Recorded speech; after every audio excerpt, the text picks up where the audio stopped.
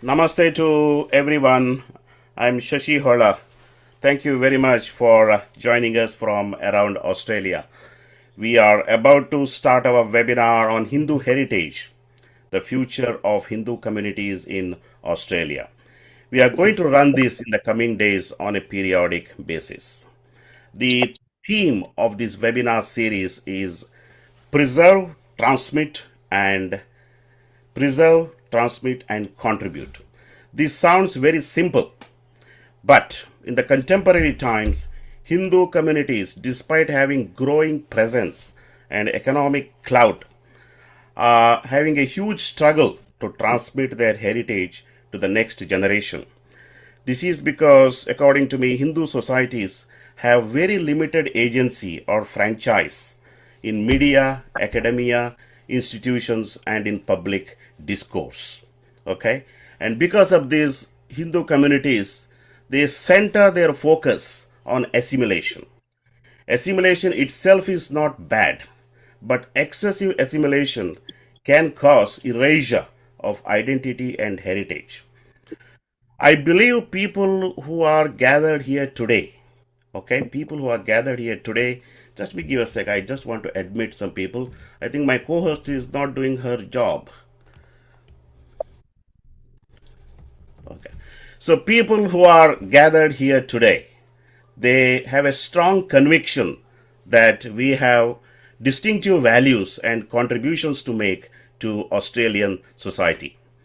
The Hindu civilization has nurtured prolific ideas, ageless wisdom, and enduring values over several millennia. I think the challenge in front of us is not whether we have any values, but how to articulate it convincingly, with confidence and clarity, and with relevance to Australian society, which is multi religious and multi-racial. Okay? And with that, this webinar is not about celebrating our heritage. This webinar is not about a discourse on Hinduism. We are gathered here to contribute and talk about our ideas, ideals, and values about what we can preserve and how we can preserve. I know there is no single right answer because Hinduism is an ocean. So, hence, we have gathered or we have requested eminent Hindu speakers to come forward and answer the three pertinent questions. And what are those questions? I'm going to bring those on your screen. There are three questions that speakers are going to answer through their presentation. And as you can see on the screen, there is question number 1. And what does being a Hindu mean to you? And how do you communicate this understanding to your family and friends? Many of us lived as Hindus before joining any mission or tradition in Australia. It would be valuable to share the views and convictions we developed through our upbringing in Hindu families prior to such affiliations. That's the question number 1. And the question number 2. The question number 2 is how can we communicate a Hindu worldview to the broader Australian society? Because this is very important. What is our narrative? Do we have any narrative? What is our narrative? In what ways can Hindus become active contributors at the multicultural table rather than simply being a community discussed by others? And the question number 3. What are your views on Hindu heritage and its relevance for the next generation of Hindus in Australia? And how should this heritage be transmitted to future generations, and what practical approaches can support this process? As you are aware, we have a huge transmission problems with Hindu society across the globe, including in its homeland India and hostland like Australia. Huge transmission error. Either there is transmission or transmission with an error. So for that, I have We have three eminent speakers here today, and we have Acharya Rami Sivanji from Sydney, Shalini Basinji from Brisbane, Rajendra Pandeji from Adelaide. I would request them to introduce themselves when I call them for coming to the stage. And we are privileged to have three discussants today. They are eminent academics of Indian origin, Hindu origin, and discussants are like co-thinkers. They will summarize the content of the speakers, ask questions if it is required for clarity. Okay. And we have Dr. Himamshu Potaji from Canberra, Dr. Venkat Polaji from Brisbane, and Dr. Mohan Titeji from Brisbane again. So, the first speaker for today's session will be Pandit Ramiji, Acharya Rami Sivanji, and let me invite him to the stage. Pandit Ramiji.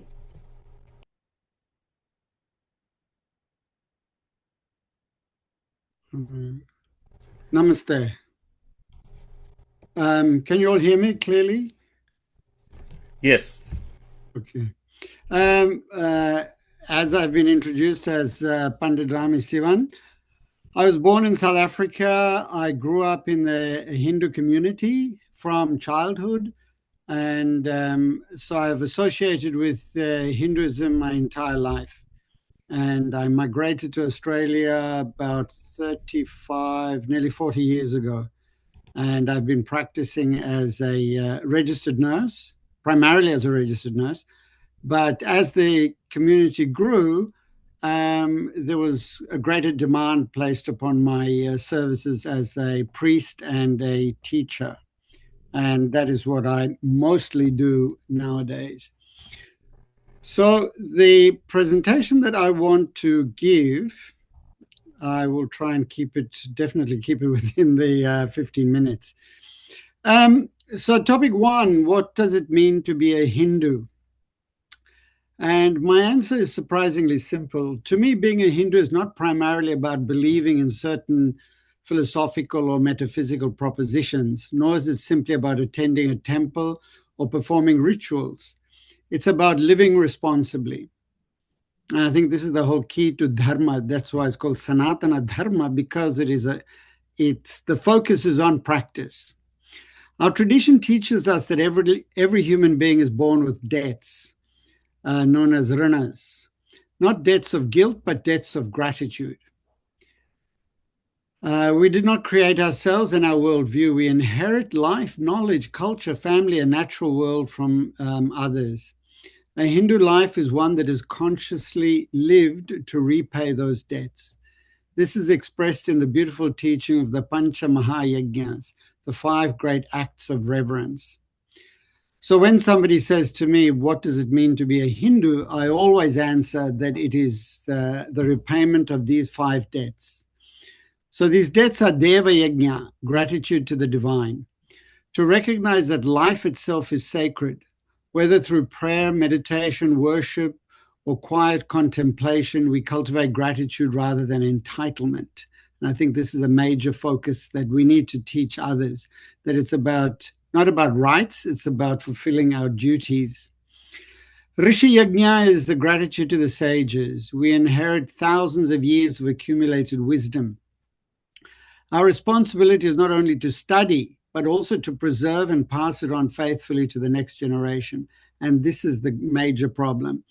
And I just want to slip in here that today we have the most amazing means of learning and transmitting. AI has leveled the playing field. So today, a layman has access to exactly the same knowledge as does a scholar of the subject. We can come back to that later if we have time. Pitra Yajna is gratitude to our parents and our ancestors. We honor and cherish those who came before us, our parents, grandparents, and forebears that gave us far more than our DNA. They gave us language, values, culture, and opportunity. Remembering them, honoring them, and caring for them reminds us that we're all part of an unbroken human story. And the fourth is Bhuta Yajna, care for all living beings and the environment. So this teaches that compassion extends beyond our own species. Kindness to animals, care for the environment, and respect for all forms of life are not modern inventions. They are ancient Hindu obligations. And the final yajna is Manushya Yajna or Atiti Yajna, service to humanity. Every person we meet deserves dignity and kindness. Hospitality, generosity, volunteering, and serving our community are all expressions of worship. This is all part of our karma yoga, which we need to be focusing on. So when people ask me what being Hindu means, I often say this: it means trying each day to leave the world slightly better than I found it, to be grateful rather than demanding, to serve rather than merely consume, to learn rather than merely argue, to care rather than merely criticize. That, to me, is Hinduism in practice. How do I communicate this to others? Not by lectures. Children learn far more from watching than from listening. If they see you caring for elderly parents, helping a neighbor, feeding birds, supporting a charity, studying scriptures, treating each person with respect, and approaching life with gratitude, then they are already learning the Panch Maha Yajnas. The greatest sermon is a well-lived life. Above all, early education begins with stories of our Hindu superheroes. The Pancha Mahayajnas teach us that life is not about asking, what can I get from the world or society, but how can I repay the countless gifts the world has already given me? If every Australian, Hindu or otherwise, lived by that principle, our society would become more compassionate, more resilient, and more harmonious. Australia does not need more Hindus. It needs more of the values that Hindu civilization has spent thousands of years cultivating. When people ask how we communicate a Hindu worldview to Australia, I think we begin by changing the question. The question is not how do we persuade Australians to become interested in Hinduism? The question is, what gifts does Hindu civilization bring to Australia? Every culture contributes something distinctive. The Greek tradition contributed philosophy. The Roman tradition contributed law. The Jewish tradition contributed ethical monotheism. The British tradition contributed parliamentary democracy. So what does the Hindu tradition contribute? I would suggest 5 enduring gifts. A culture of pluralism. Perhaps the greatest contribution is a deep comfort with diversity.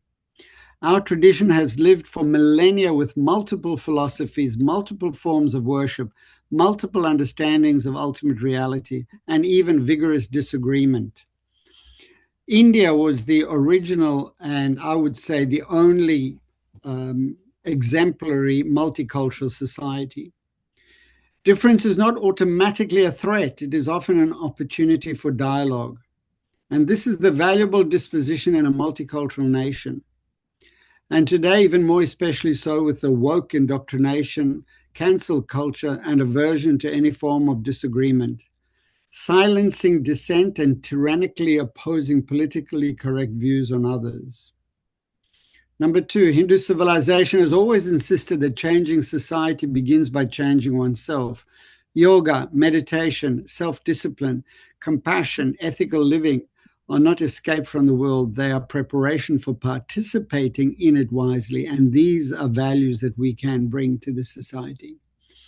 Seeing the sacred in all life. If every being possesses intrinsic worth, then compassion is not merely a moral preference. It becomes a way of seeing that naturally encourages respect for people, animals, and environment. Intellectual humility. This may be my favorite contribution. Our sages repeatedly remind us that ultimate reality exceeds language and concepts. If reality is greater than our ideas about it, then humility becomes an intellectual virtue. That makes genuine dialogue possible. And 5, dharma. Perhaps the most important gift is the idea of dharma. Dharma asks not merely what are my rights, it asks what are my responsibilities to family, society, to future generations, to nature, and even to oneself. A society flourishes when people think as seriously about duty as they do about entitlement. How do Hindus become contributors rather than merely a community discussed by others? First, we must become visible through service, volunteer, join hospital boards, teach yoga, serve on ethics committees, become educators, scientists, artists, judges, nurses, parliamentarians, and community leaders. Secondly, we should share ideas rather than merely celebrate festivals. Australia already enjoys Diwali, and I think there's a big focus already on Diwali and Holi and these other festivals. Perhaps it is time Australia also became familiar with concepts like dharma, karma, ahimsa, yoga, and seva, not as exotic Sanskrit words, but as principles for everyday life. Finally, we should speak with confidence, but never with triumphalism.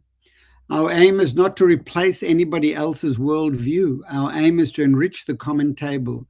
Multiculturalism succeeds when every tradition contributes its finest wisdom for the benefit of all. Hinduism is not asking Australia to become more Indian. It is inviting Australia to become more deeply human. And then finally, Hindu heritage and the future of the Hindu community in multicultural Australia. Too often we reduce heritage to food, festivals, fashion, and folklore. Those are delightful, but they are leaves of the tree, not the roots. The real Hindu heritage is something more enduring. My first response is that we must first agree on what our heritage actually is. If our children grow up enjoying samosas, Diwali fireworks, Bollywood music and dancing and wearing beautiful Indian clothes, that is wonderful. But if that is all they inherit, they have preserved our culture without transmitting our civilization. Our true heritage is not primarily cultural. It is philosophical. It is ethical. It is spiritual. It is a way of understanding ourselves and our place in the universe. So the heritage level 1 is culture, which we all know. These create identity and belonging. Heritage level 2 is values, the invisible heritage, compassion, self-discipline, respect for parents, hospitality, non-violence, service, truthfulness, gratitude. These are what give the culture its moral beauty. And heritage level 3 is wisdom. And this is where Hindu civilization becomes unique. We inherit some of humanity's greatest philosophical questions. Who am I? What is consciousness? What is happiness? What is reality? How should one live? What survives death? How do we reduce suffering? How do we cultivate wisdom? The Upanishads are not ancient because they are old. They are ancient because they are perpetually relevant. We should not merely preserve Hinduism. We should produce Hindus capable of explaining why Hindu ideas matter in the 21st century. How do we transmit this heritage? Not by guilt, not by fear, not by saying because your grandparents did it and that's why we're doing it. Young Australians deserve better answers than that. So we need to learn to teach ideas. Don't simply teach children how to perform arati. Explain why we perform arati. Don't simply teach them Sanskrit prayers. Teach them what they mean. Encourage questions, and this is one of the big problems that I've encountered in my practice. Hindu civilization has never feared questions. Our greatest scriptures are conversations. The Bhagavad Gita begins with questions. The Upanishads begin with questions. Children who question are not losing their faith, they are beginning their education. No child has ever become compassionate because their parents told them to be compassionate. Children imitate. If they see generosity, they become generous. If they see integrity, they become ethical. If they see gratitude, they become grateful. Our duty is not to assimilate, but integrate, not isolate. Our children are Australians. That is not a problem. It is an opportunity.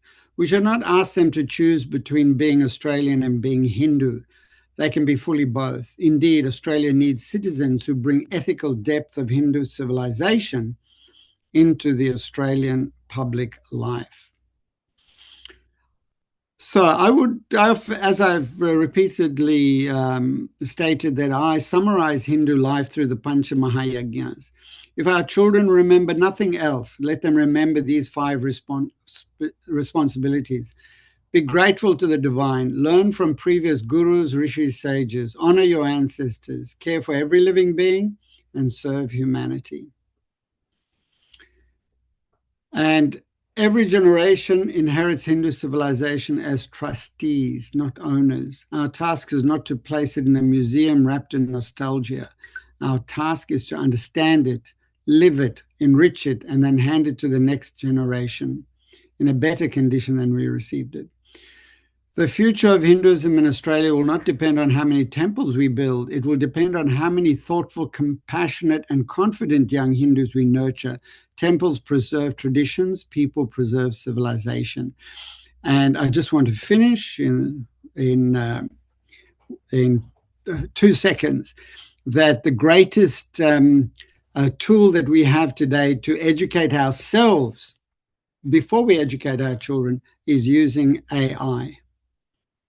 And that is the end of my presentation. Exactly 15 minutes. Thank you very much, Ramiji. That was a lovely presentation. And of course, discussant is going to ask questions after all the presentations are over. And of course, if time permits, you will have Q&A at the end. Thank you very much. Shashiji, why don't we do it together? I thought discussion can... Okay, you want to do it in that way? Yeah. Right now we do each one half an hour and we move on. That will be because it is fresh. I see. Okay. So for Ramiji's discussant is yourself. Yeah, that's So, so go ahead, Himanshuji. So, I am not from the humanities side, but I think this is what they do. They have somebody summarize the presentation. Now, what you spoke so clearly that there is no confusion about what you spoke and what you wanted to convey. But still, I will very quickly summarize. On the question 1, Hinduism, you are very emphatic about the 5 acts of repayment or paying our debt, and that's well taken. And what I take from it is that you have given a perfect recipe for how the Hindu should get involved in the society, because it covers almost all dimensions of our interaction with the society, our parents, our teachers, our ancestors. And that's a very, very solid way, I think, and there is established traditions. We know how to do it. So thank you for highlighting that, and that gets us involved with the society. Now, the second thing you said, you had many suggestions for how we can communicate it to our family. And most of what you said many things, and everything was significant. But how I can summarize you is that you are more emphatic on your personal behavior than the intellectual stuff you might communicate to the children. And your final thing was that dharma is what is our guide in doing all of that. So very beautifully said. And then finally, our interaction with the society in Australia, and you very beautifully said that what we can very certainly communicate is the cultural values, as we were multicultural from ever and ever. And I assimilate, and what was wonderful in how you said was there is no fear of being overwhelmed by the Australian society. We have got enough understanding, enough depth, enough confidence to contribute to the society without getting overwhelmed by the different values. So thank you very much. It was a wonderful presentation. Nobody could have said it better. Now, this is my question, and that's a question for everybody here and to you in particular. Now, you talked about explaining it to children, putting out ideas, making it a little bit a matter of ideas rather than samosas and Diwali. And I agree with all of that. So there are two questions. One question is about Hindu values. You said there are 5 yajnas, and they connect us to the society, very important. Now, what would be your thoughts on an individual practicing Hinduism, where I can do, or what are the things, how should I look at the Hindu faith with my relationship with God, or with my something which I can do as an individual, right? How do you think about? So that's one thing. The second thing is about this, and that's the whole motivation for these seminars is that ideas in all that they are very hard things in the sense. So many times I talk to people and they they do not see any struggle. I mean, Hindu ideas are big ideas, but I don't see people struggling with them. They just accept it. Now, if I have accepted those ideas without any struggle, it is hard for me to imagine that when we are communicating those ideas to others, they will take us seriously. So, two questions. Firstly, what are your views on individual to practice Hinduism? And secondly, how do we create an environment for that struggle out of which we grow, and what we talk immediately appeals to whom we are talking? Thanks. I think the central problem or the core problem of what you're articulating is lack of education. And this is what I've experienced in my 35 years of working with the Hindu community, is that the vast majority of migrants, I'd say, in actual fact, all of the migrants come to Australia for financial embetterment. They don't come here to practice dharma or to practice philosophy or any of this. They're not interested in that. Primarily, they're interested in advancing their material conditions and also to provide a better future for their children. But I would argue the better future for the children is not seminars on investment. It is seminars on yoga. And they have a yoga seminar, a yoga expo in Darling Harbour in Sydney every year. Hardly any Indians will be attending. They'll all be Westerners or Asians. If you have an investment seminar, there'll be 99% Indians. And so the thing is that in my practice, engaging daily with the community, it's always about education, educating the elders, educating the parents. You cannot pass anything on to the children if the parents themselves are not fully convinced and know the tradition themselves. And that's why I keep on repeating that there's a great Jagat Guru. His name is Swami Chatananda, otherwise known as Chat GPT.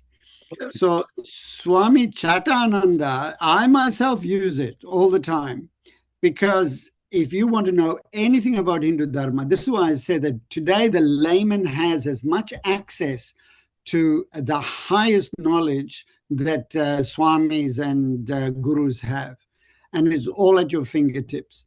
And so when children ask questions, rather than saying, oh, my parents did it, that's why I'm doing it, you do your own research. You get on to Swami Chatananda or Grok or any one of these co-pilot, and you ask these questions and you inform yourself. So there is no excuse for parents to remain ignorant today. Absolutely none.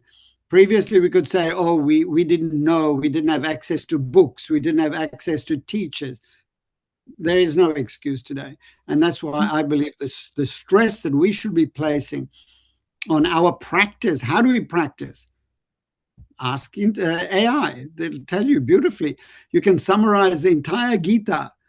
It will summarize for you and give you explanations, give you arguments, and give you the rationale behind it. Yeah, I think that's all good, but I'm trying to make a slightly different point. What you are saying is gather information. Information is not ideas. Information is not knowledge. Knowledge and ideas come after struggle. It needs a very heavy struggle. The reason I say it now is that these things takes 10, 20, 30 years. So it is very important to earlier on separate information from knowledge, separate information from ideas. So what you are saying, 100% I agree. Go to ChatGPT, go to their books, archives are there, archive.org is there, where all manner of books are there. Do that. But unless there is a struggle, unless you question, unless that information troubles you, it will not lead to knowledge. Well, 100%. Look, I agree with you. There has to be some incentive to study, otherwise you're not going to study. The reason why you are in the university is because you're interested in certain topics that you want to study there. But when it comes to Hindu heritage, if people want to pass their knowledge on to their children, they have to struggle. Shravana, Manana, Nididhyasana. You have to listen. You have to question. You have to. How many Hindus have read Bhagavad Gita, for example? You will be mistaken. Everybody has read, but how many you understood? No, That's but another question. I have been, trust me, I have been to hundreds of Hindu houses, and if they've got a Bhagavad Gita, the pages are not cut. They're just sitting there. And people keep Bhagavad Gita, do arati for it, and that's it. Yeah, no, I agree. So let me just, your presentation was brilliant, no doubt. But as I've been discussing with you, I think you have read my emails, that this is a continuing conversation. So if in the next turn you get, and you can say that this is the Hindu idea I struggle the most to accept. The things we accept, if religion was not protected, people might put us in mental institutions, right? The things we believe, right? Okay, so what I'm trying to say the problem. That is exactly the problem that I'm outlining. It's that. What I'm trying to say is that we have accepted those ideas with good reason. I'm not saying that. So we have to tell that what struggle we faced within ourselves to get us accept those ideas. If you can share that for our next round of conversation, next round presentation, that would be very useful. This is a very big subject. I think we should. Thank you very much, Imam Suji and Ramiji. Huge round of applause for both of you for an intellectual conversation there. And Atreji, I will come back to you later. We just go ahead with the second presenter, Shalini Basinji. All right. Namaste, everyone. Thank you for this opportunity to present my views. My name is Shalini, and I migrated as a young woman independently to Australia 22 years ago. I'm well settled professionally here in Brisbane with my family. I have a broad work-life experience background. I was initially, for the first 12 years after migrating to Australia, worked as a senior government audit and risk advisor for both Big Four accounting firm as well as Queensland government. I've got 10 years of business management experience running several businesses here with my husband. And in the last 2 years, I've been very active in the social advocacy and political space in Brisbane. I stood as a federal candidate for my area and also been a president for my branch. I've been speaking on in social media, public forums, and conferences on several issues, not just things affecting the Indian community here, but also on wider topics affecting our area. So I'm quite active in the social advocacy space, but this is an area which I'm building on. As far as the Hindu identity is concerned, I was born in a Hindu family in India, but I embraced the Hindu identity quite later when I understood its essence. It was a mix of certain experiences growing up and also a natural interest in yoga and sadhana. And this quest actually took me back to India. I traveled extensively in southern part of India, of Tamil Nadu and Kerala. I studied some yoga and sadhana, living in ashrams over there. Also visited a large number of temples of my own, and that became kind of my own spiritual quest and trying to understand my own roots from the dharmic perspective. So that was my journey as an adult when I discovered the essence of being a Hindu. While I was doing that, I also started 100%. studying the history of Bharat in Yes, depth. please, audio. I see myself as a natural seeker and a deep thinker, and I'm still evolving in this space. My presentation today, I've tried to put my thoughts together around the concept of Hindu, both from the social policy perspective, also what I observe when I go through the community over here. So it's more of my observation of where Hindus stand in Australia and what we should do together to be seen more and also to ensure our future here in Australia. So I'm just going to go through my slides. It's more of a intellectual thing. Now, can you see my slides now? Can you see Yes, my we can slides see. now? We can see your slides. Okay. So to me, an ideal Hindu is a well-balanced being with quest for learning, having value-based dealings, embracing a conscious lifestyle, living with self-respect, autonomy, discipline, performing to his best of his abilities in whatever they do, taking inspiration from the heritage. That means knowing your heritage and then taking inspiration from it, and also consciously preserving the Sanatana Dharma at each step in action as well as in thought. So that's how I see as a modern Hindu. I also believe that once you're a Hindu, once you understand the essence of a Hindu, you're always a Hindu. Your geoposition, where you are located, it really doesn't matter. For me, being a Hindu is more like it's not just an identity by birth. It is my whole being. For me, Hindu is like a compass. Hinduism is like a compass that guides me navigating through life and setting purpose and benchmarks for self-growth. It is my roots, a foundation on which I build my life consciously, using a strategic life-building framework of dharma, artha, kama, and moksha. Each one of them helps me consciously build my life around. Sanatana Dharma to me is also an encyclopedia of knowledge, which gives me a reference point when I'm faced with challenges, whether it's the stories of the Puranas, Ramayana, Mahabharata, which I've heard growing up, or the works of the great sages such as Patanjali, Adi Shankaracharya, which I've learned as an adult, which I discovered in adulthood. Each is a treasure trove that is available to me, and I think that's the biggest heritage and privilege as being a Hindu. In larger geopolitical sphere, when I see Hindus, it is also a reminder of the struggles of our ancestors faced in preserving the identity and its ecosystem. It definitely activates that Kshatriya Tattva in me, giving me purpose and motivation as a community advocate. It gives me a purpose and direction. As a yoga practitioner, I have experienced the Devi Tattva during my yoga and sadhana, and I think that comes from the concept of rebirth and having the privilege to be born as a Hindu. I believe that whether a person is learned in Vedas or not, it doesn't matter. But being a Hindu is a privilege. It's a civilization pride, which is worth preserving. Once a Hindu, I think a person always remains a Hindu. Now, how do we communicate this dharma? I think it's important that we maintain an open dialogue, looking into the complexity of what dharma is. An open dialogue and just living by example. In my personal life, I do pujas and havans at home, and that's my way. I visit the dharmasthala. I share knowledge. I leave subtle clues to people, to self-explore themselves.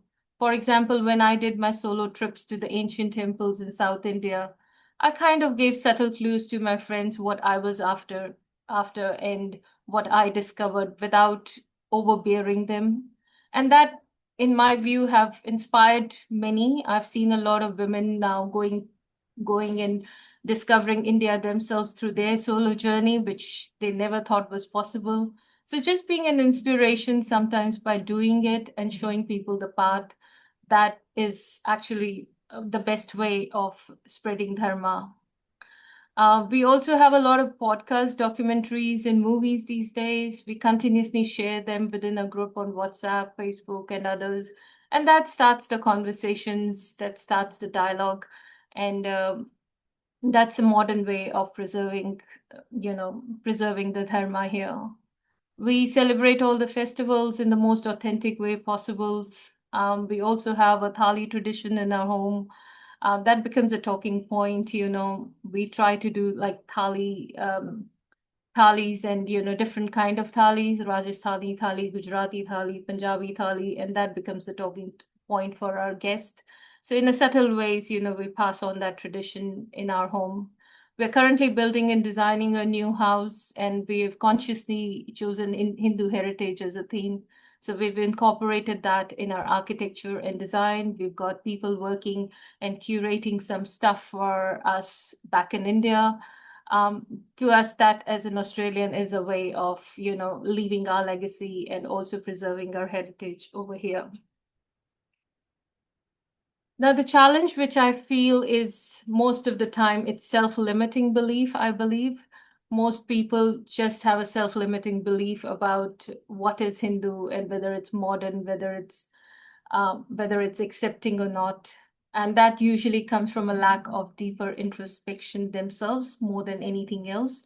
I believe Australia is an open society. It's open to ideas. It is giving us a lot of platform to be creative and to express our religion and our ideas very freely, but it requires a deeper introspection, and it starts from self. We don't have to follow a copy culture. We don't have to have that unnecessary inferiority complex amongst us. That usually comes from colonial narratives, communist ideologies, and sometimes of late from narratives which are set by the breaking India forces, all of which are unnecessary. I think it's a matter of learning, educating, clearing the air, and just going with conviction. We've got a lot to offer. So dharma in Australian society and social policy, I think it's an area which is going to evolve in a big way.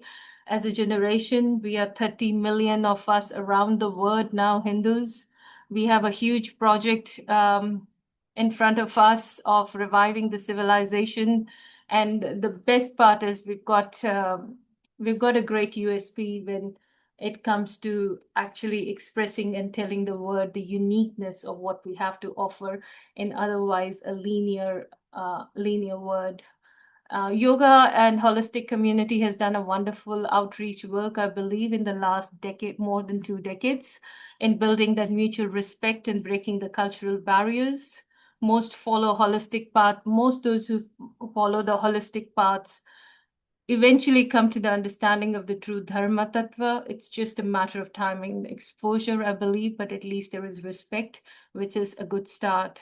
Our food has played an important part, dance and music. I think we can work on it a bit more than just Bollywood.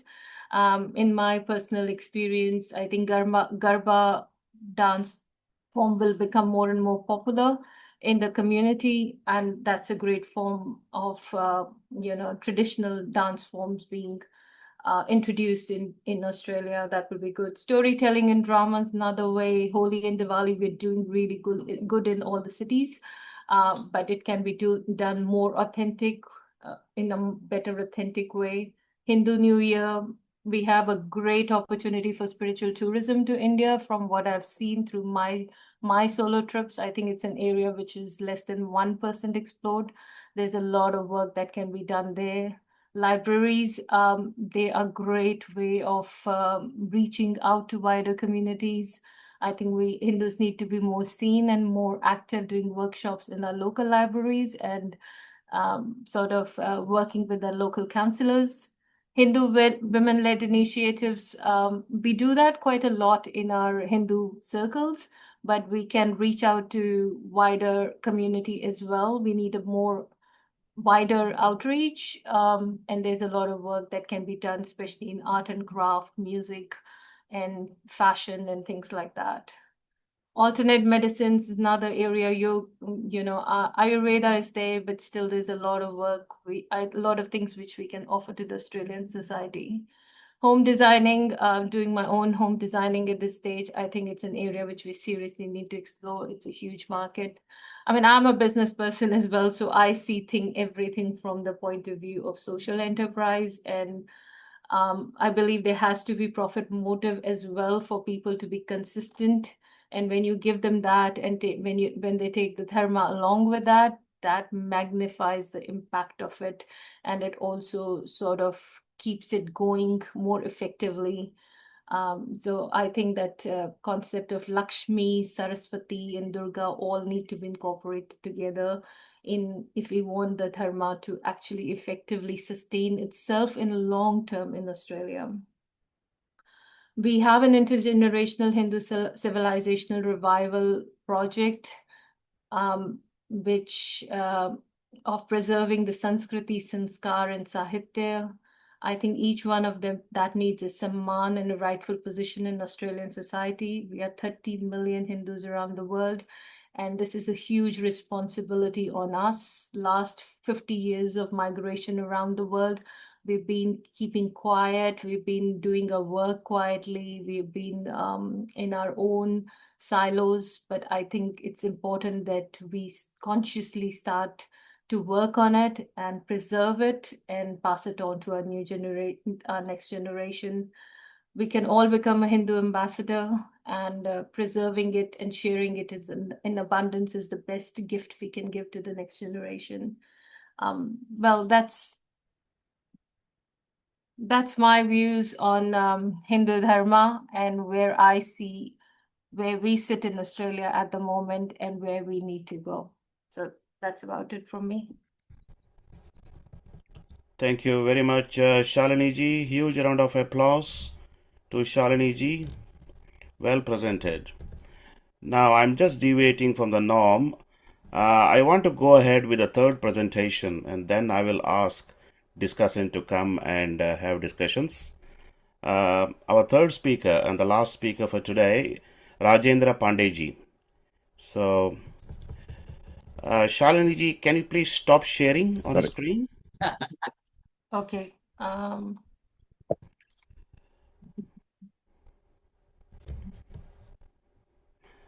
And Rajendra Pandey ji, you can share your slides, introduce yourself, and unmute your camera. Namaste. Okay.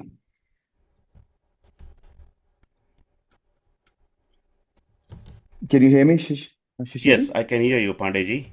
Go ahead and click the slides. Yeah. You can see my slides? Not yet. Yes, now we can. Hari Om, Namaste. Shri Gurubhyo Namaha. Hari Om. So my name is Rajendra Pandey, and thank you, Shashi ji, for the opportunity to come and speak to all the conscious minds of Australia. So it's a pleasure to be here today. I'll briefly introduce myself. So I'm the president of Vishwa Hindu Parishad South Australia, a national spokesperson. I currently serve as a captain in the Australian Army. I also work in the state government as a compliance manager. I'm a commissioner in the Multicultural Commission in South Australia. I'm on many boards, Australia Day Council, Study Adelaide. I'm also an entrepreneur, a consultant. I do ESG consulting and financial consulting. And I've got a family, my mother, I have a son, 19-year-old, my wife, and we live together. And we are originally from Banaras. Very blessed to be here in Australia, carrying forward the tradition. So the topic that was given to us about was the Hindu concept. And I wondered what, we all think about being a Hindu and what does it mean? And I always say that you all, have my friends, who are non-Hindu or non-Indian friends. And they often ask me about the concept of Hindu. And I said, it's very hard to put a framework around who is a Hindu, And if you're living a good life, if you are doing right things by your heart, not hurting anyone, you are a Hindu. So a Hindu is very hard, because if you eat beef, you can still be a Hindu. You don't eat beef, you are a Hindu. If you drink alcohol, doesn't mean that you are a lesser Hindu. You may be a better person than a person who does not eat, right? So there are a lot of components. This is my personal belief, that Hindus are very wide and varied, and it's your karma which decides how good you are. And there is very hard, it's very hard to put a definition around it, at least from my perspective, personally. And I also think that it's more like a karmic accident. So I can proudly say that, I'm from Banaras, but I've got nothing to do with it. I don't know. I was blessed to be born in a family, to my mother, who's such a hardworking lady. I don't think so. I deserved any of that.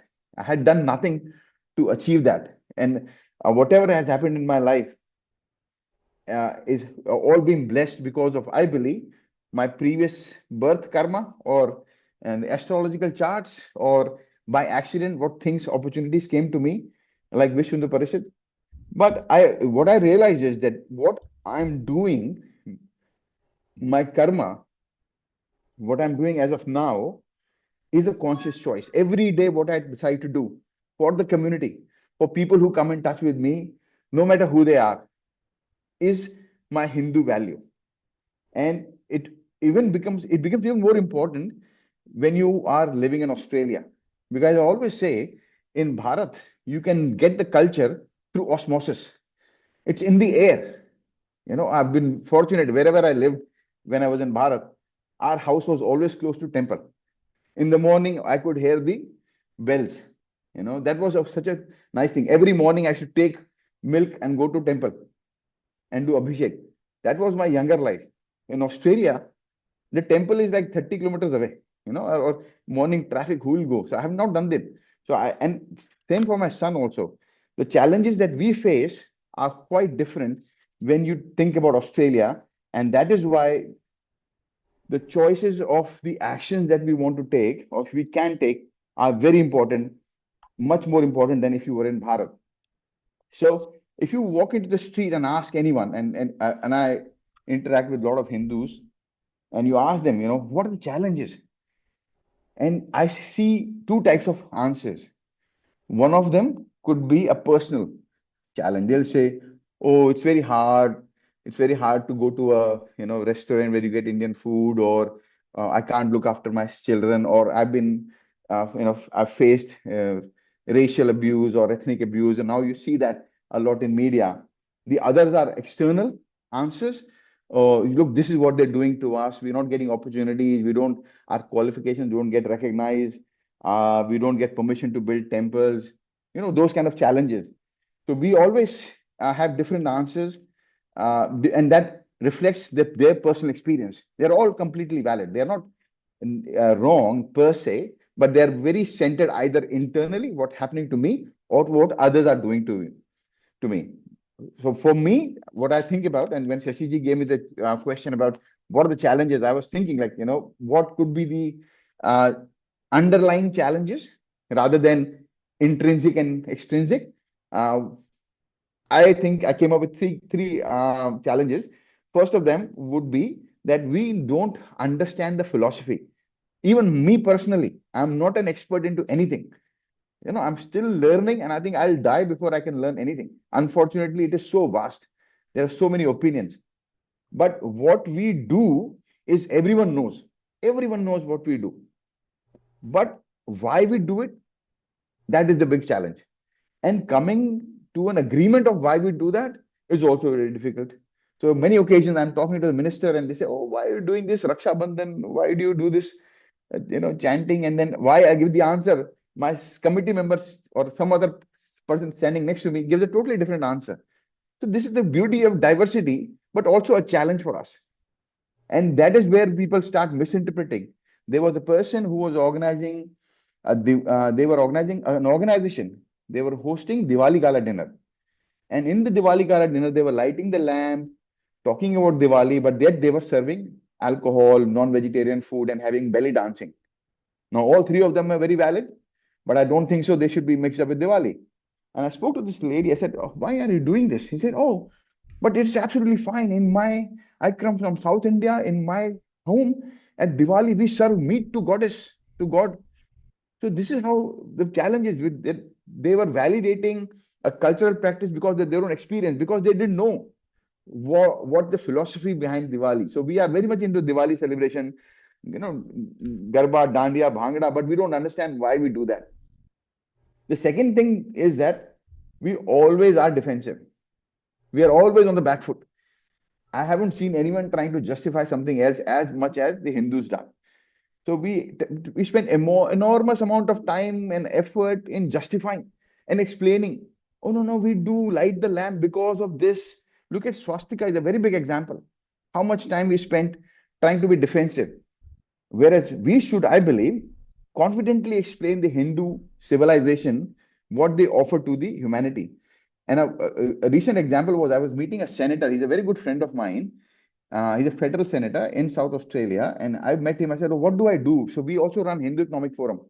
I said, because we want to work with the wider community. I don't want to be a secluded or a silo community. He said, "Rajendra, why don't you offer what you have?" I said, "What do you mean?" He said, "You should tell them that you are Hindu community, you are very ethical."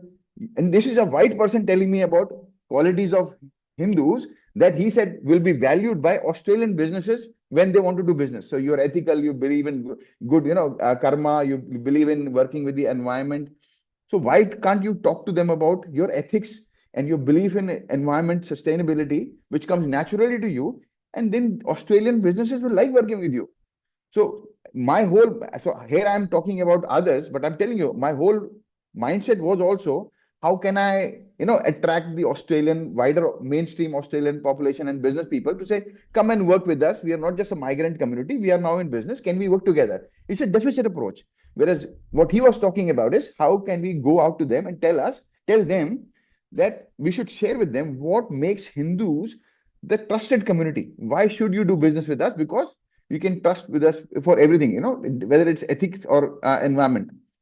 The third challenge, the last one, I think, is that most of the people, and again, this is Australian centric, or not, and this is but universally true. So because we're in Australia, and Shashi ji gave me, that the audience were in Australia, so I thought we'll maybe spend time about what is in front of us. So we all, in a way, are responsible for our image. How many times, although I'm proud of Bollywood, I was attending a FECA conference, and after the conference, there was a dinner, and the Bollywood performers came in. And, a few boys and girls, they were dancing the entire hall, it was in Melbourne town hall. They all got up, and they were, so full with joy. And I went to the girls and boys and said, "Thank you for, bringing our culture to the forefront." So, but that is a good thing, but that's also a problem, because they don't see beyond us beyond the food and the festival and the Bollywood. So that has our strength, in a way, has become our limitation. And look at the racist slur that we get. We get curry munchers. I have a committee member. His daughter is being called curry muncher. She has got death threats in school. So she is now going to a school that is 30 kilometers away from her home, all the way, in a far away northern area. But we have to and look at yoga. Yoga hamara hai. Our yoga is become everyone yoga, but curry becomes our curry. Although I'm very proud of our curry, nothing wrong with that, right? If I don't eat curry for 2 days, mera tabiyat kharab ho jata hai. But that is not what is our identity. We are better than that and more than that. So we have to now like I was talking to someone and I said, they were telling me, moksha is a Eastern concept. I said, no, it's an Indian concept. And he was arguing with me that it is actually an Eastern concept, not an Indian or a Hindu concept. So we have lost the ability to actually capture yoga, for example, but we should take first step to make sure that Australians relate Hindus to ahimsa, to karma, to seva, to the principle of Vasudhaiv Kutumbakam. And these are the ideas that Australia needs and values, but we have not been able to associate it with Hindus, right? So we're not getting the credit of what we actually offer to this world. And it really matters now. The reason I spend a bit more time on this is because I don't have to tell all of you enlightened people how much we need that, how much Australia needs this now, because we are getting more multicultural. We can't be fighting with each other. This is what politics is doing to us. Trying to create this divisive narrative between people. We are being more polarized, whether on basis of politics, whether on basis of region, countries we come from, and we are more disconnected within our own selves. So affecting our own mental well-being.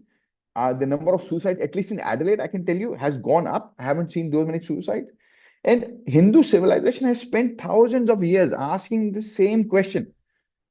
But our responsibility is not merely to preserve Hindu Dharma. So it is like I'm telling some people ask me, oh, does your mother live with you? I said, no, I'm not big enough that my mother lives with me. I live with my mother. Similarly, we are no one to preserve Hindu Dharma. Dharmo rakshati rakshata. Dharma is what is sustaining us. But we have to make sure we share the wisdom of Hindu Dharma. That is our responsibility. We should take seriously.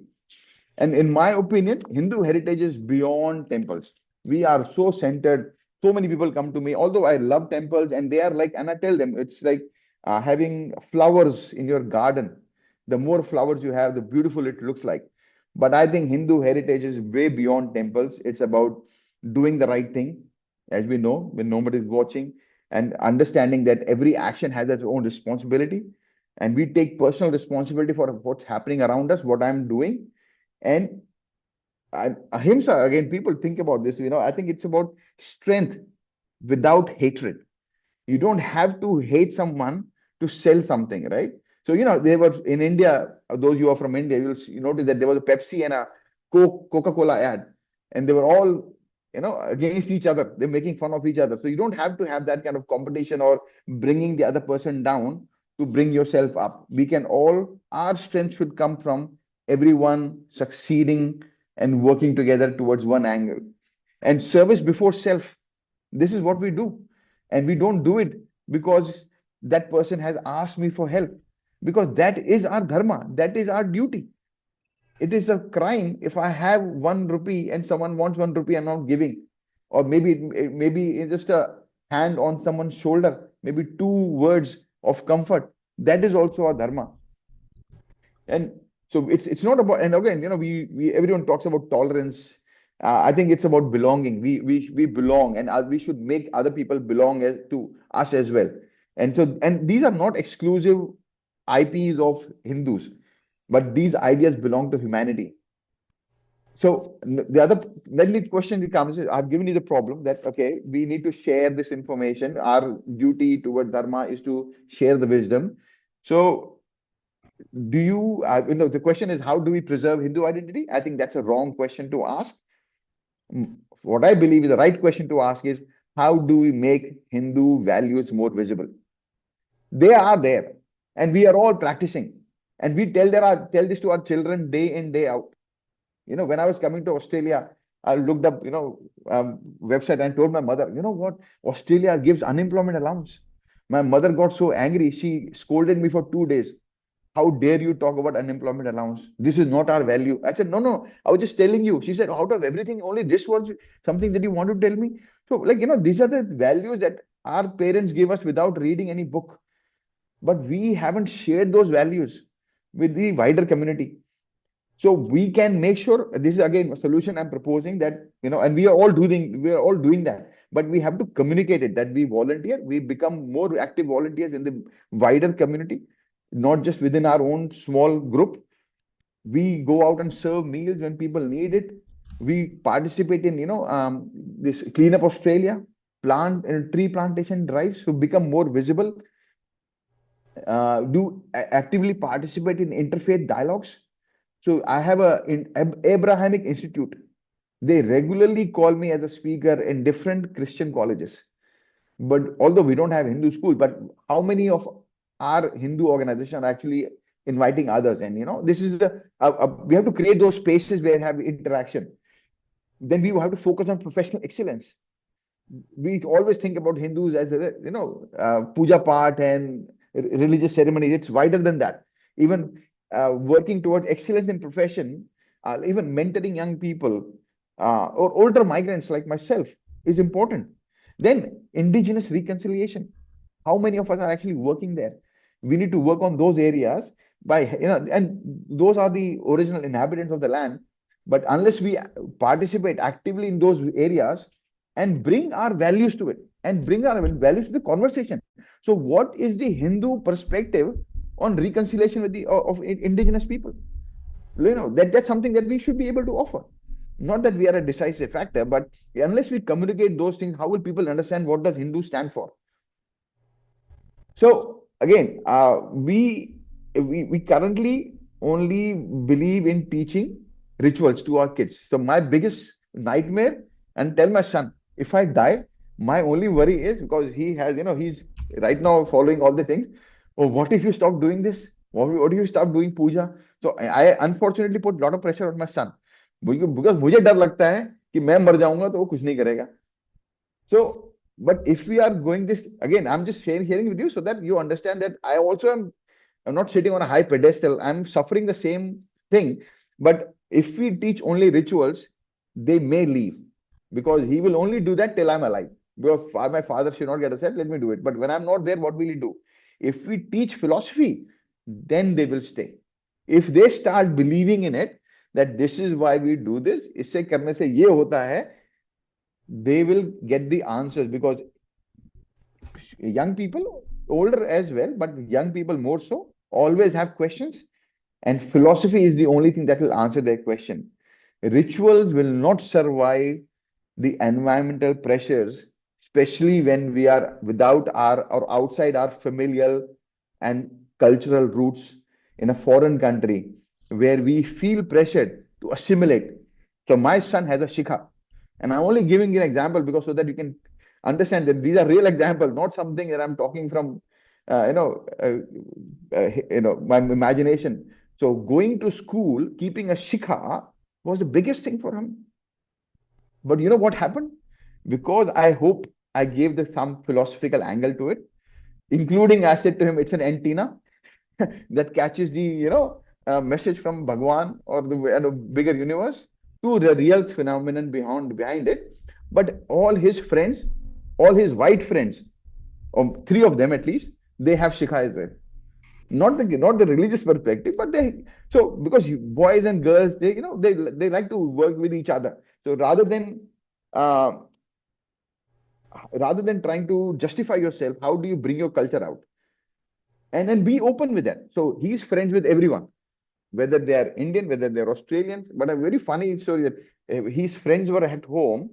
So he was talking to them. And suddenly I came, he turned around to me and talked to me in English, in Indian accent. He turned around and spoke to his friend in Australian accent.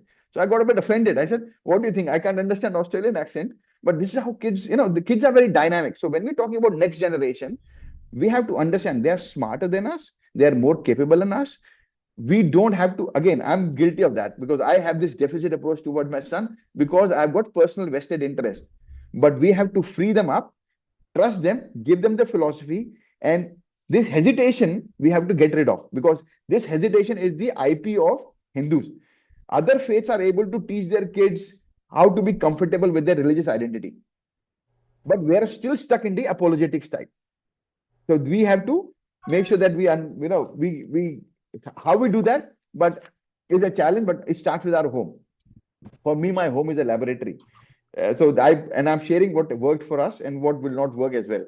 So this is my end slide about what we also say, okay, what should I do as an individual? What is my circle of influence? And I think Australia does not need any more Hindus who merely celebrate Hindu festivals. We have enough of them. We need Hindus who demonstrate Hindu values.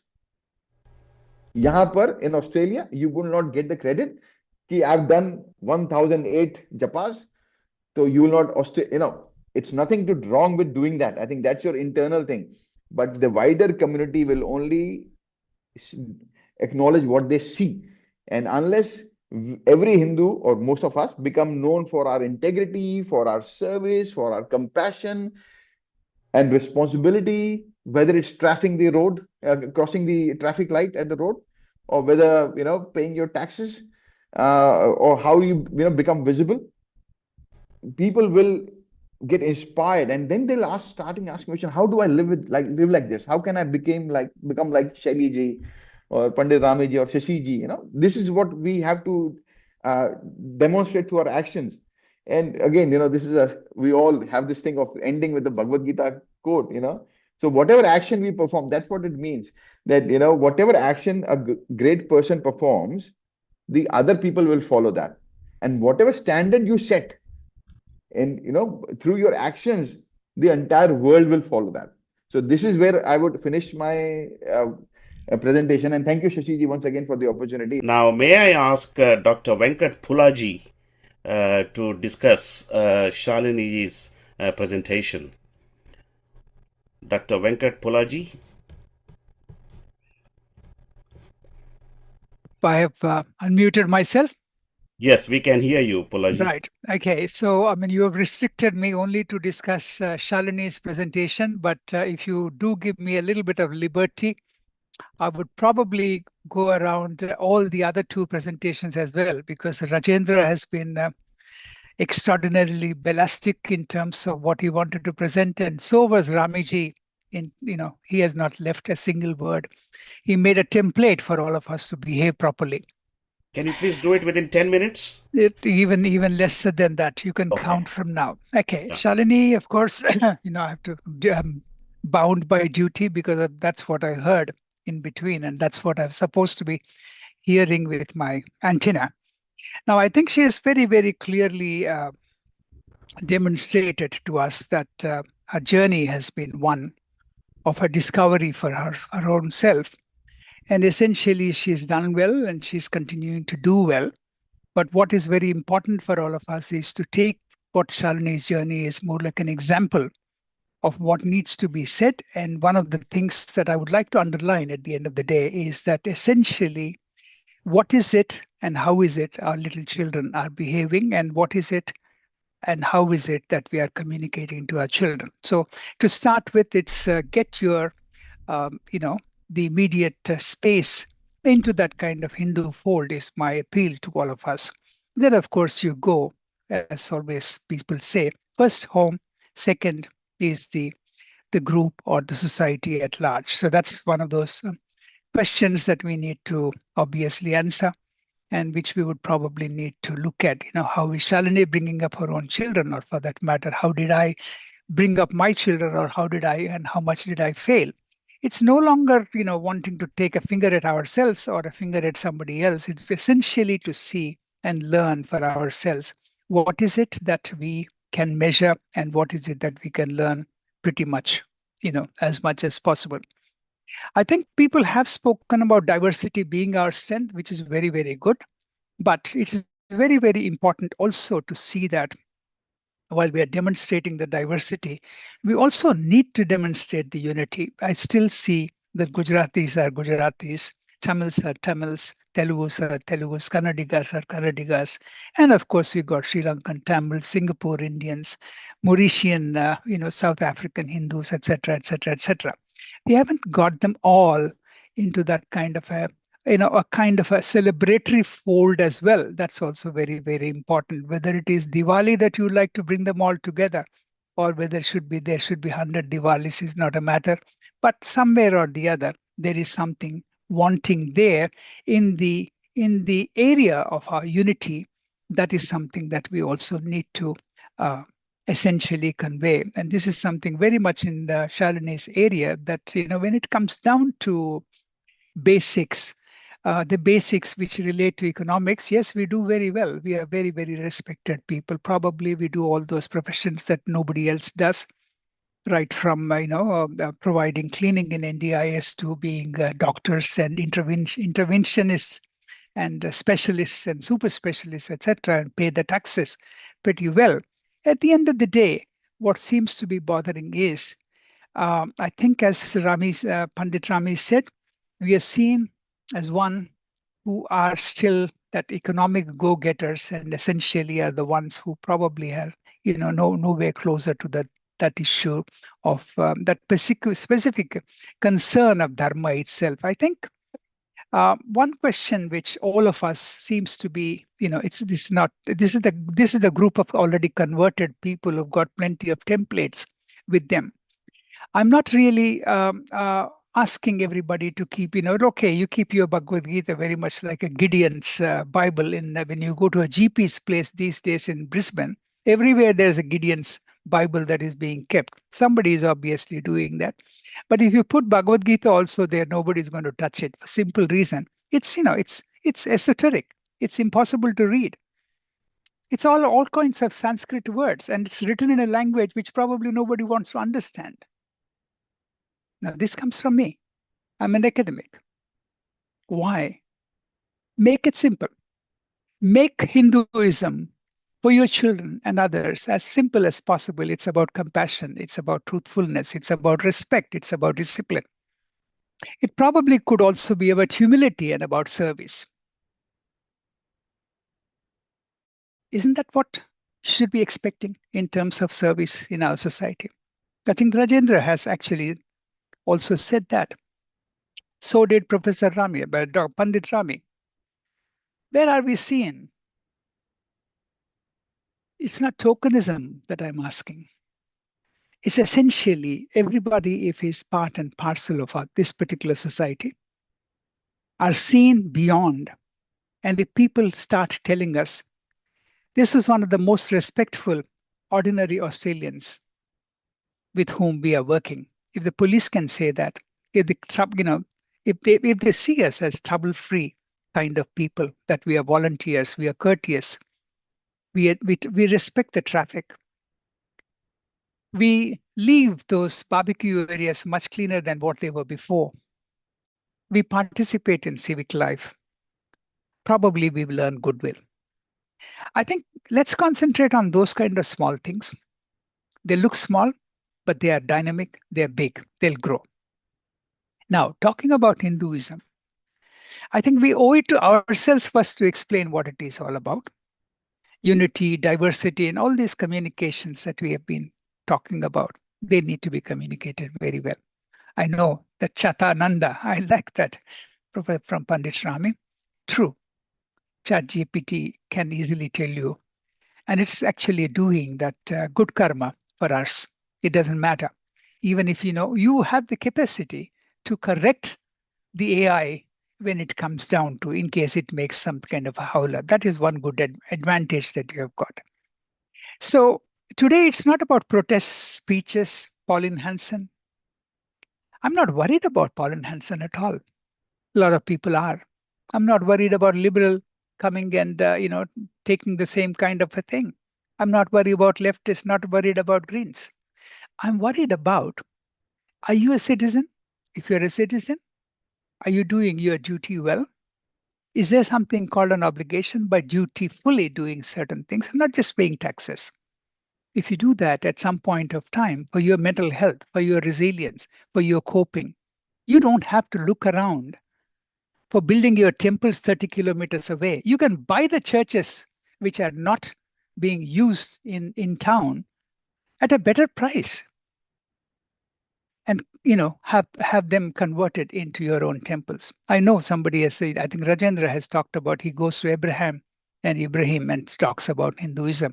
Yeah, that's fine. That's a good thing. Everybody must find a song, sing it where it is possible. But that's not the only thing that we need to do, because both Ibrahims and Abrahams are having their own agenda, both in the country where we are born and in the country where we are at this point of time. Be vigilant. Be very, very clear in terms of what is it that you could possibly do. And of course, if you find the rhythm and if you find that is something very, very useful, please go ahead and share. So I'm not really worried in terms of how we need to convey about Hinduism. I know there was conversation also in terms of Sanatana Dharma and other things. There are Kantila Jina and other people in this particular group that I can see. Those who have been for the last 40, 50 years, they've been struggling to get this concepts to all people around. So whether it is, whether it is supporting the aged care institutions right now, 10 years from now, some of us will be in those kind of institutions.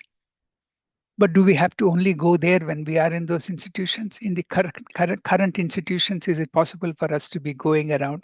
I think Seva is a very important issue.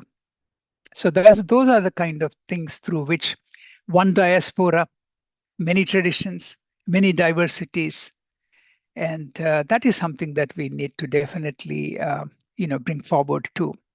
I also, although this may not be a very important continuous, a concept to drive to, is there something that we can learn from Muslims? I think we can. Unity. How do they do that? Just because they have one book and we have 20?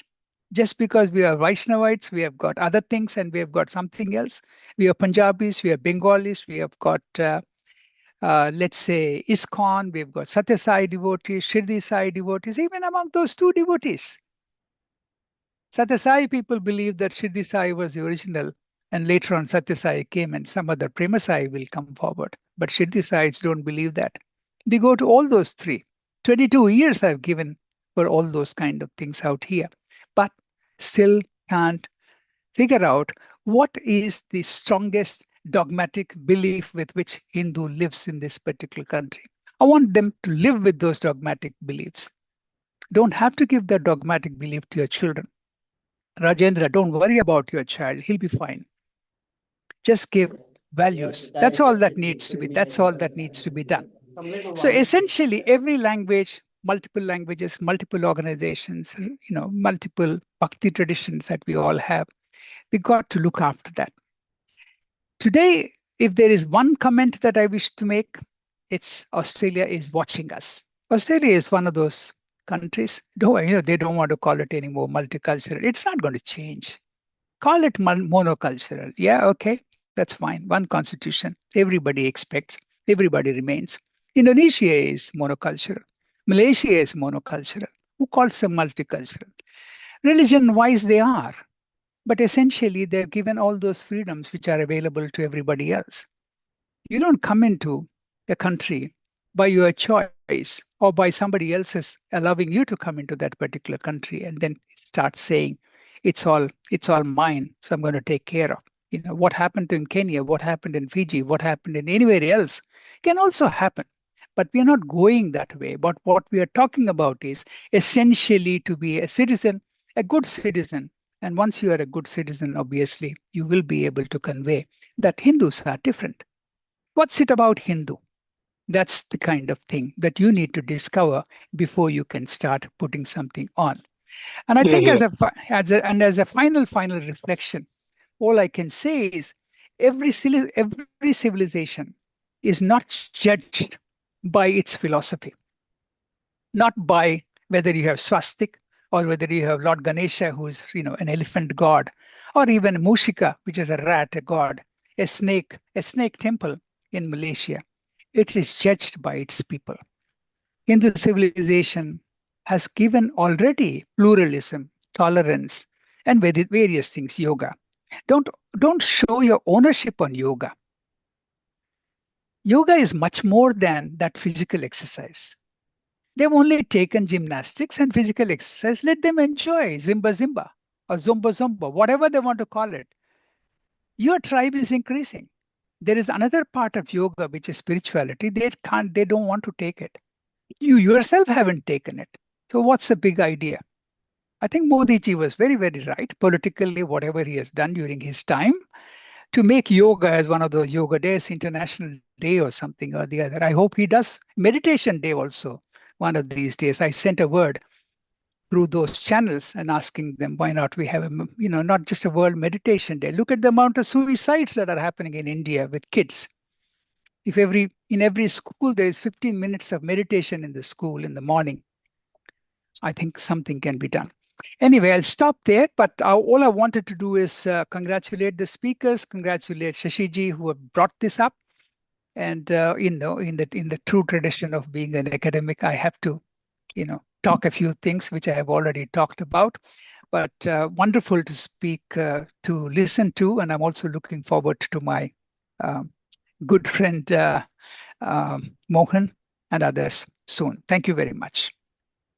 Thank you very much, Dr. Venkatji. That was very insightful. Very insightful. Please give me a big round of applause. Now, may I request Dr. Mohan Thiteji as a discussant for Pandeyji, or anyone else too, if you want to.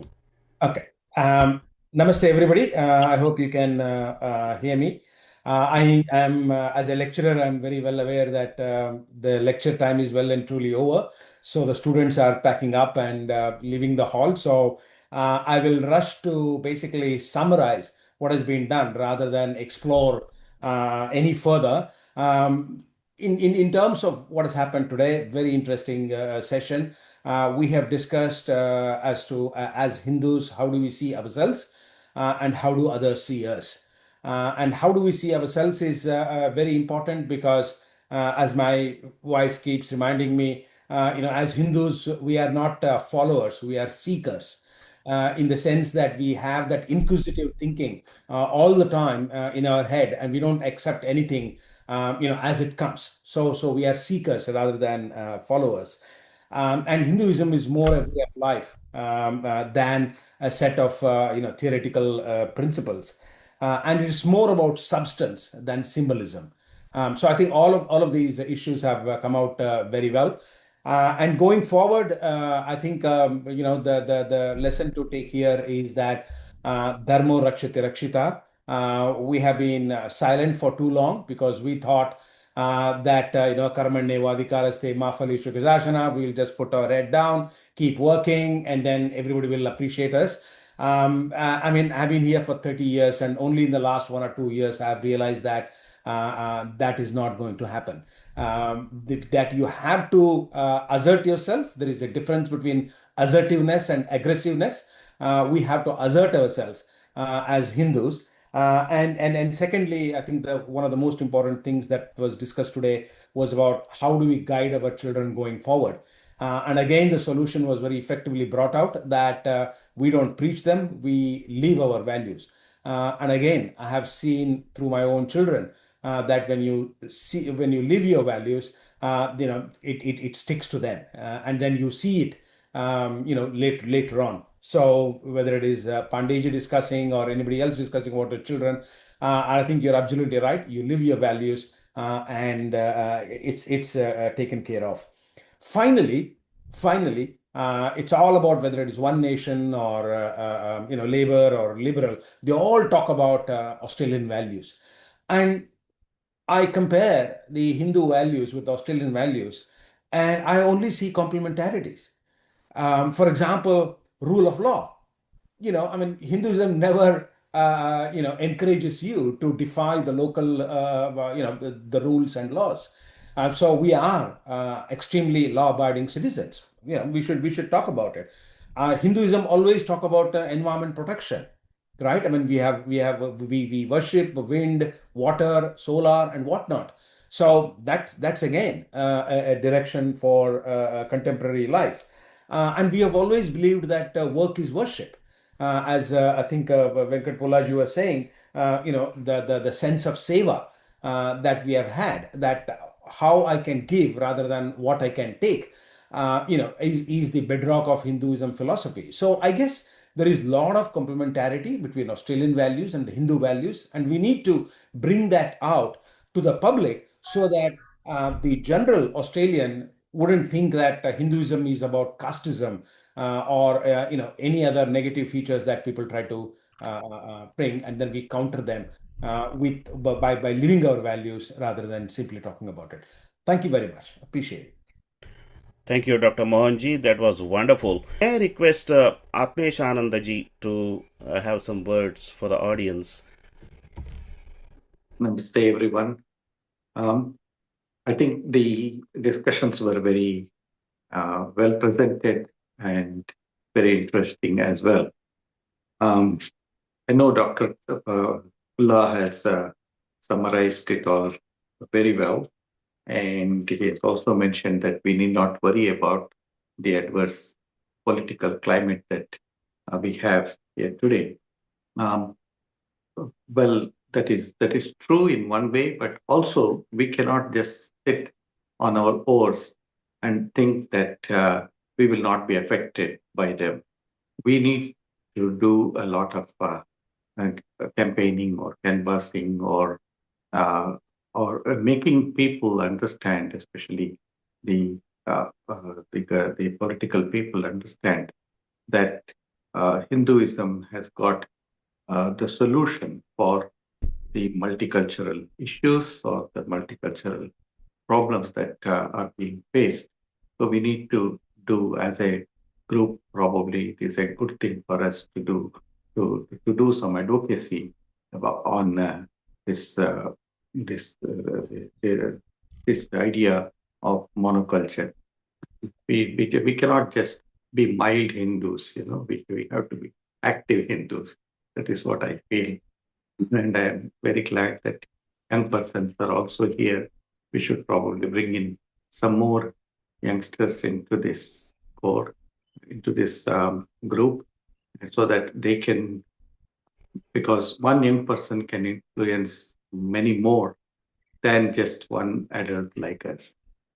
So that's how I feel that we should bring in many more youngsters to this group. That's all. Thank you very much. Pranam Thanks, Swamiji. Swamiji. Thank you very much. Thank you very much. And now we will spend another 5 minutes. If somebody has got any intriguing questions, they can raise their hand. I think Athreji has raised his hand before. You still have a question, Athreji? Please go ahead. Thank you, Shashiji, and thank you all the panelists and the listeners.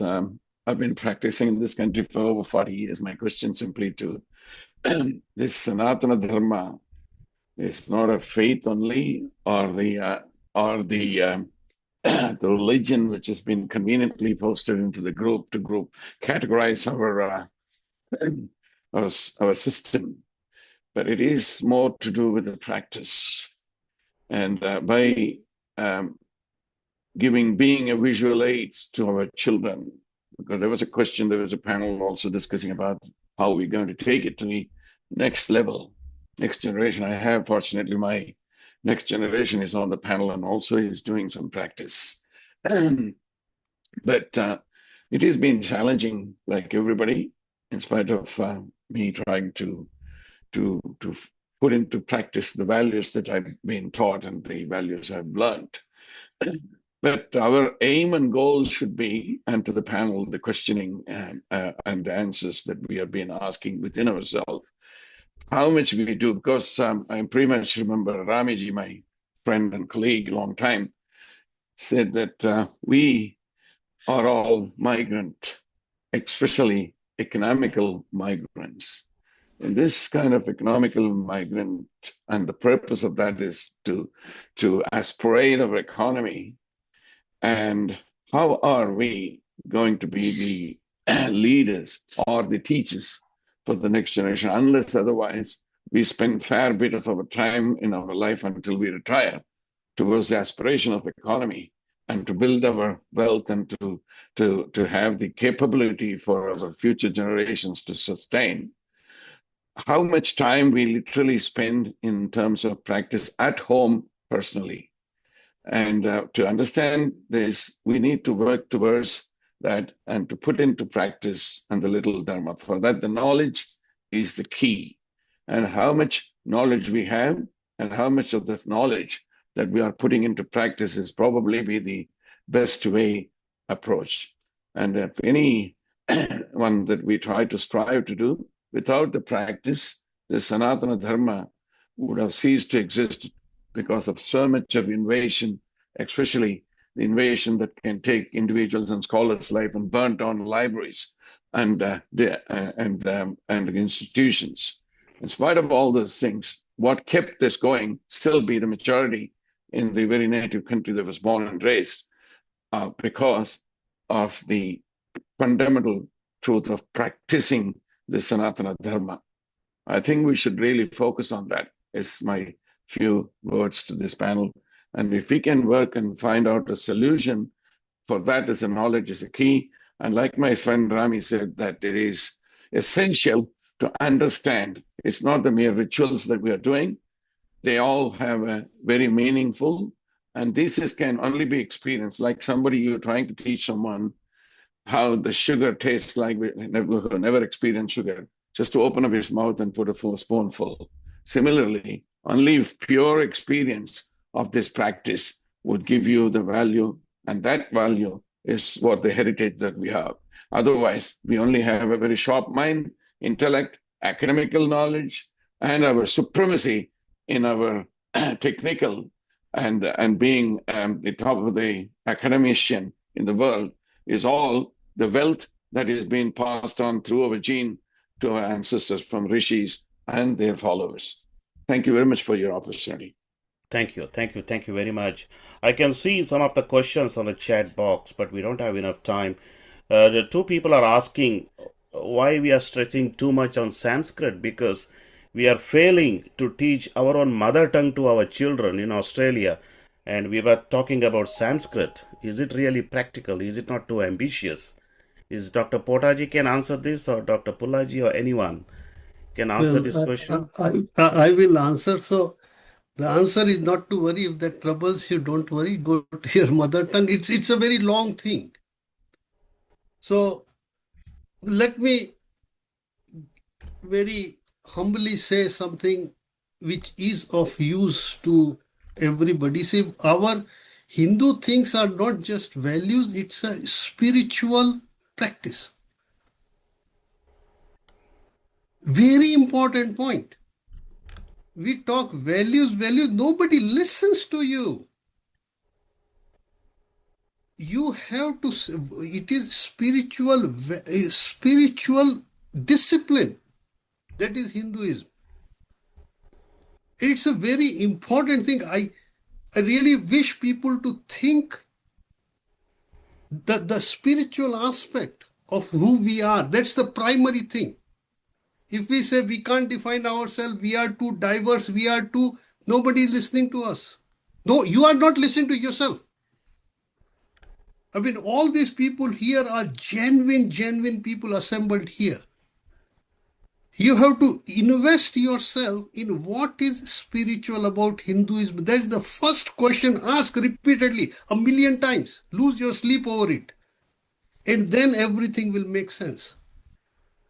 If that question is not asked, everything else will just become words and words and words. We should do this, we should do that. Yes, we should do all of that. So my request to all of you is to struggle. What is spiritual about Hindu practices? What is spiritual about Hindu tradition? Struggle with that, and rest all will make sense. And the Sanskrit, if you knew Sanskrit, it's a delight. I mean, there are many things which we can do life without, and yes, Sanskrit is not needed. If you want to learn, if you do want to become spiritual or whatever, Sanskrit is not needed, but it helps because a lot of scriptures are in Sanskrit, and if you knew Sanskrit, sometimes the Sanskrit version hits you so hard, which English does not. But that does not mean that you have to learn Sanskrit.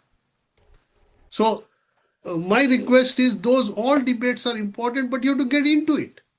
If you want to fight the Sanskrit versus your mother tongue debate, learn Sanskrit. Otherwise, don't. If Shashiji asked me, my recommendation is do not worry about Sanskrit. Do not worry about language. Ask the central question. What is spiritual practice of Hindus? Simple question, one question. And keep asking.